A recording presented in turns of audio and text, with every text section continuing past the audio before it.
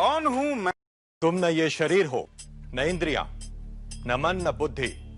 तुम शुद्ध चेतना हो, वो चेतना जो सर्व साक्षी है। जीवन का उद्देश्य क्या है? जीवन का उद्देश्य उसी चेतना को जानना है जो जन्म और मरण के बंधन से मुक्त है। उसे जानना ही मोक्ष है। जन्म का कारण क्या है?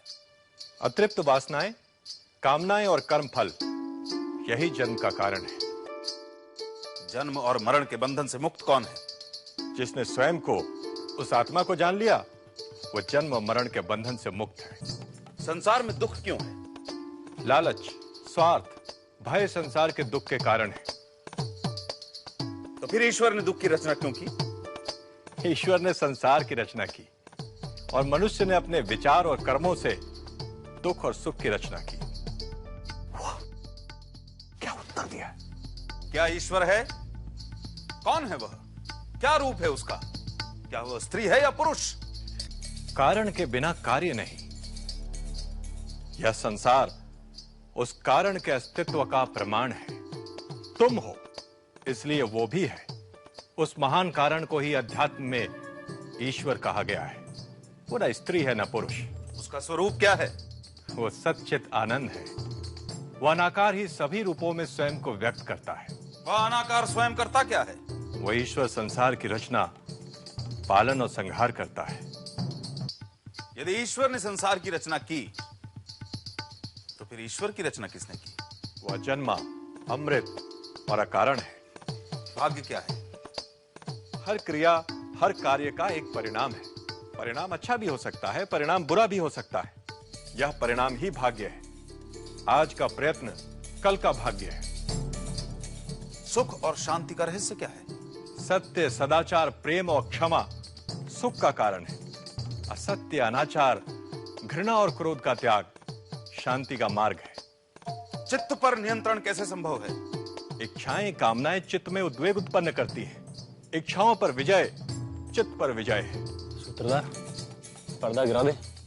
नहीं, युधिष्ठिर आज अनजाने में मनुष्य के मन पर पड़े हुए बहुत से पर्दे उठा रहा है। सच्चा प्रेम क्या है? स्वयं को सभी में देखना सच्चा प्रेम है। स्वयं को सर्वव्याप्त देखना सच्चा प्रेम है। स्वयं को सभी के साथ एक देखना सच्चा प्रेम है। तो फिर मनुष्य सभी से प्रेम क्यों नहीं करता? जो स्वयं को सभी में नहीं देख सकता, वह सभी से प्रेम नहीं कर सकता। तो आसक्ति क्या है? प्रेम में मांग, अपेक्षा, अधिकार, आसक्ति है। बुद्धिमान कौन है? जिसके पास विवेक है। नशा क्या है? आसक्ति।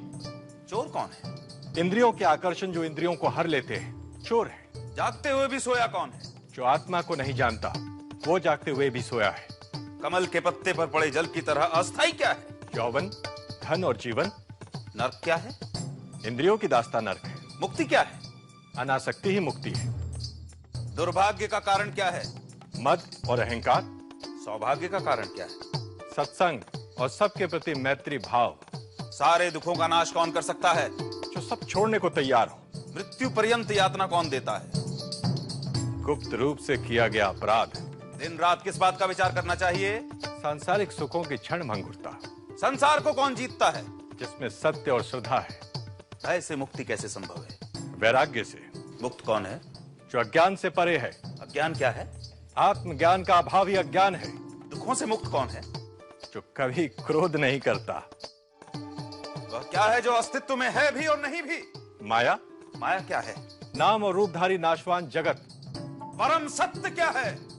ब्रह्म। प्रश्न कभी समाप्त नहीं होते, पर ये वे मूलभूत प्रश्न हैं जो हर विद्यार्थी को अपने आचार्य से करने चाहिए, क्योंकि प्रश्न ही उत्तर के द्वार खटखटाता है। प्रश्न ही उपलब्धि द्वार है।